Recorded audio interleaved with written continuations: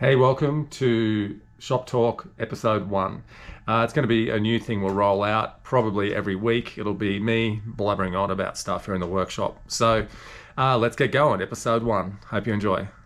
I was out riding last week. I had 4 days in a row of adventure bike coaching. It was bloody hot. It was like 38 degrees each day. Had a rest day at home. Then I went out motocrossing on the 450, that beast there. Anyways, did a 15-minute moto. It was my third moto for the day. Was riding pretty well, came to a stop, and I just got super dizzy. So I didn't know what was going on. It's happened to me a few times before. Anyways, rode back to my car, packed my bike up, got a little bit undressed, was talking to a couple of mates, telling them I felt okay, just very lightheaded. Thought I might have had a vertigo or like a pinched neck or something. 15 minutes go by. I looked down at my watch. My heart rate was 208. I had no beating in my chest. I had no shortness of breath. I had no other symptoms of, like a cardiac issue. So turned my air conditioning on in the car, sat in the car for 40 minutes. My pulse was still on 185. I then thought, this is not right. So I called for an ambulance. Ambos came, sat in the ambo on the way to Ipswich Hospital. Pulse rate was still 185 to 200 beats per minute, so my watch was right. And then after an hour and 50, it just went bang and dropped back down to 60s. 3 days in hospital, found out what was going on. I suffer a thing called SVT, supraventricular tachycardia. So what it actually is one part of my heart accelerates up to 200 beats per minute, and it causes a dizziness. So I know I've had other episodes like this, but I've never captured it on a heart rate monitor. This is the first time, so I'll put the little chart on here of what actually happened. So any other normal day, I would have just probably reverted by moving around or something. My heart would have dropped back down and I would have gone home.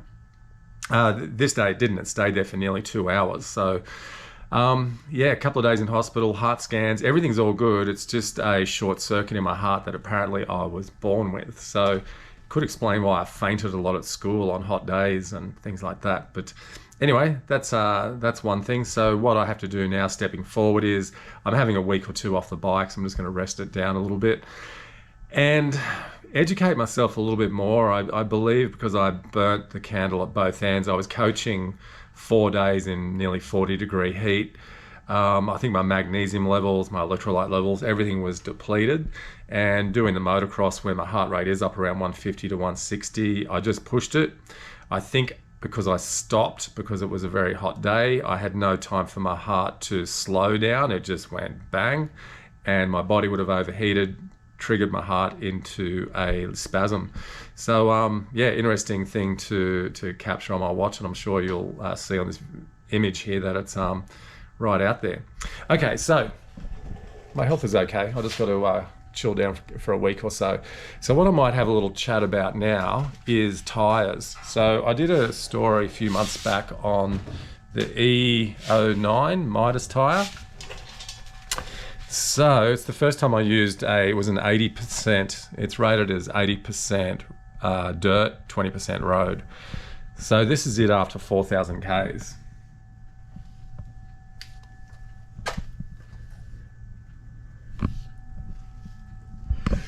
So yeah, it's pretty well gone. I mean, it is gone, it's off the bike now. So let me talk about this tyre. This tyre was exceptional traction. It was incredible.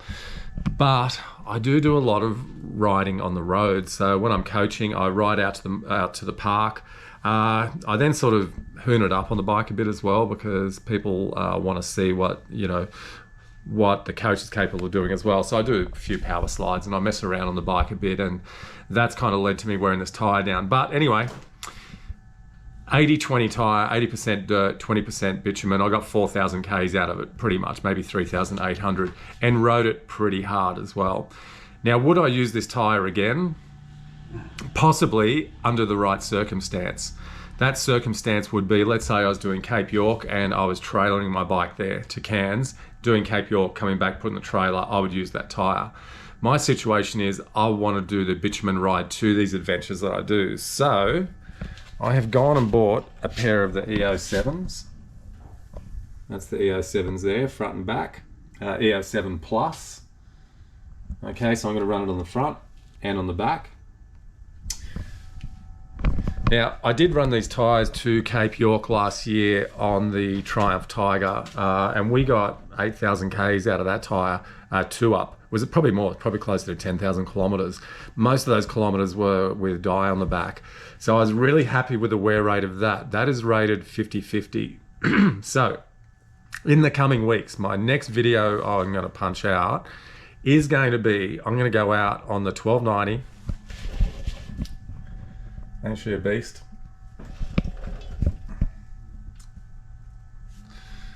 I'm going to go out in the 1290, put those two tyres on, and I'm going to test the living bejesus out of those things. So I'm going to ride it every single place that I think I can take this bike, and if those tyres stand up to that, that'll be my tyre of choice from here stepping forward. Whether I want a bit more aggressive one on the front, not 100% sure yet, so I will go out and test this thing, and you guys can watch me testing it. So I'm going to go up some really gnarly rocky hill climbs, some descents, I'll find some sand, ride it through that. Bitumen, pretty much everything I can throw at the 1290 I will, and I'll come back to you with a really good thorough test and report on the E07 Plus. At this stage, it is the tyre I'm recommending for people to use over the E09. Just the E09, I think if you're doing any bitumen, you're going to wear it down. If you're the kind of guy that's trailering your bike to places to ride, use the E09, no problems at all. But if you're riding on bitumen, you're going to wear that thing down. All right, so that's tyres. Next thing I'm going to have a little yak about is I'm setting up a new system on my bike here on the 1290. So I bought these racks. So these are proper pannier racks for the 1290. Found them on eBay, no, Marketplace for $100. So a guy sent them down to me, fitted them up, and I've bought some pannier bags, a little bit bigger ones than the ones I run. I'll try and show video footage here of the panniers that were on the 1290. They were a smaller one with a triangulated bag, so I didn't really, they were quite good, but you couldn't fit enough gear in them. So I found these bags. These are made by a company called Rock Brothers. 30 litre bag each side. One strap under the seat, one strap at the back, and then it's got a strap I can tie them on here with. So I'm going to give these a bash. They look quite good. I think I'll be happy enough with them. It'll be kind of weird having panniers hanging right out the side again, but that's one there packed. And then what I've also got is a tool roll on top of that, just a tool bag. So that's pretty much all my camping gear in one side, tools strapped on top. So that will allow me, if I'm just traveling alone, this bag will have all my cooking gear and food in it, and a small clothing bag, and that's all I'll need, plus my tank bag. If dye's coming, I've got a 60 litre bag that I'll put on the back here. So I bought this little baby as well. So just an extension plate for the back with more tie down points. So I have that fitted, and yeah, looking forward to strapping some stuff onto it, get me up there. I'm going to try this as well. So I invested in a single biker swag. That's it there. So that will just literally get strapped onto here. So that'll be all my, I don't need to carry the tent and the mattress and the pillow and the sleeping bag. Everything will be wrapped up in that. Waterproof bag. I think it was like $150 on eBay. I'll put the link on here as to what brand it is. Yeah, nice and compact, nice and narrow compared to my normal single swag, which is like 800mm wide, which is out here somewhere. So this is nice and lightweight. So what that will do, it'll allow me to have one bag with all my food and cooking, and the other bag, don't know, clothing, tennis rackets, golf clubs, fishing rods, don't know. But anyway, it'll free up a lot of space on the bike, which is going to be awesome. And then also my tank bag. So this will be for solo camping. This is what I'm going to take to Cape York. So when I do the Cape York ride, this is what I'm running. It'll basically be set up like this. Bags on either side, swag on the top, tank bag.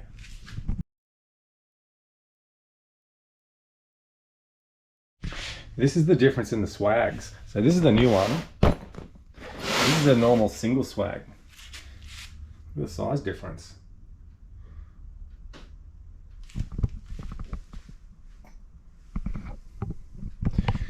Anyway, camping trip with that coming up soon with a single swag. I'll give it a crack. It's going to be a lot easier to set up, and I'm a bit lazy with that sort of thing. So yeah, looking forward to giving that a test run. I'm going to briefly just have a talk about some interesting things I've been working on. So this year, July 29, I'm taking a group of 10 riders to Cape York. So from southeast Queensland, we're going west, then north, up to the Cape, and then back home again.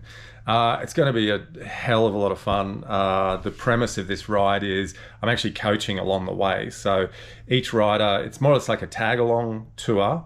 I select the route, I organise everything, but I coach these riders along the way. So the first time we hit dirt road, the first time we hit a river crossing, the first time we hit sand. I think it's a great concept, and I'm looking forward to it. It's going to be a 20-day trip with 10 blokes. I filled the positions within 2 days once I said I'm doing it. I've got 3 guys coming up from Melbourne, 1 guy from Wagga. Maybe that's 2 from Melbourne, 1 from Wagga, but 3 from a long way away. They're all going to team up and travel up here together.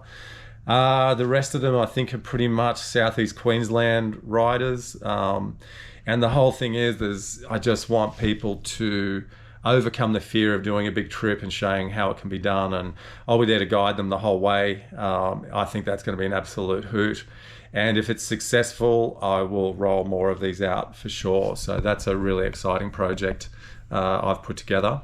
I will also mention that is endorsed from through Motorcycling Queensland, so I actually have a coaching permit for 20 days to run that event.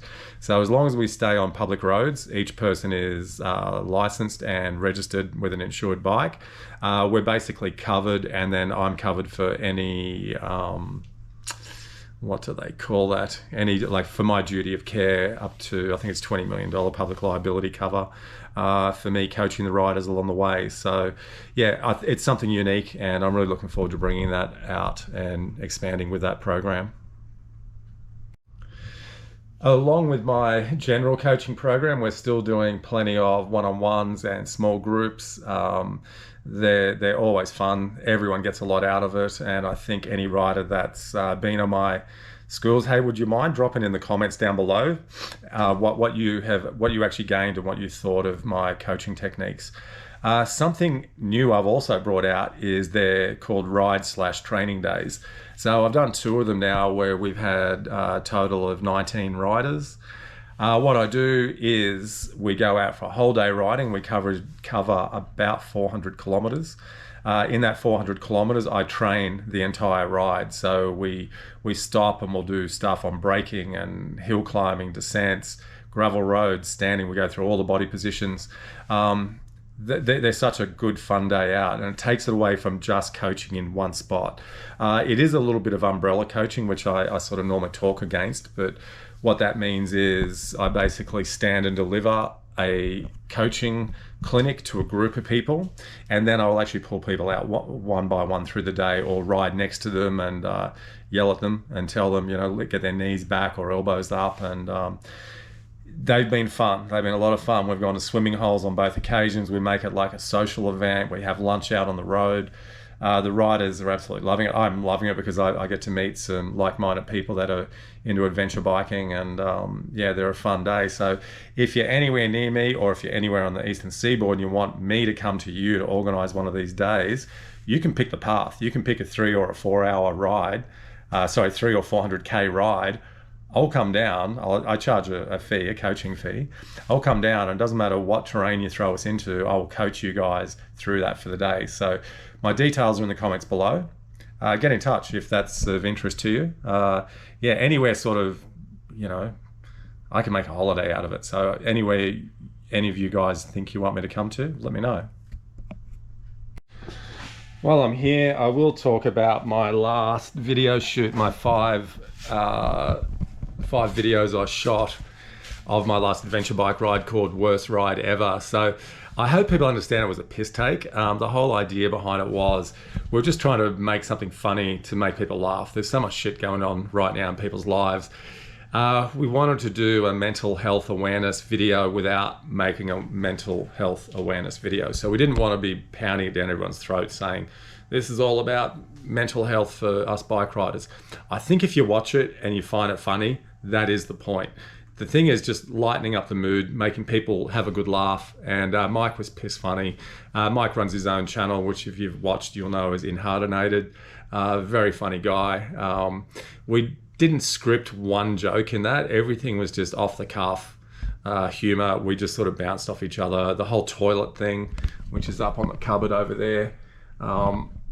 Again, just a piss take. I thought it was just funny that when I was sitting here with Mike, we were talking about that, you know, Queensland National Parks, you got to carry a toilet in, so made that a joke and put it on his bike, and he went along with it and rode with it all the way up to Double Island Point and back. Yeah, it was a fun video to shoot. We can't do too many of them because I think our humor will soon run dry.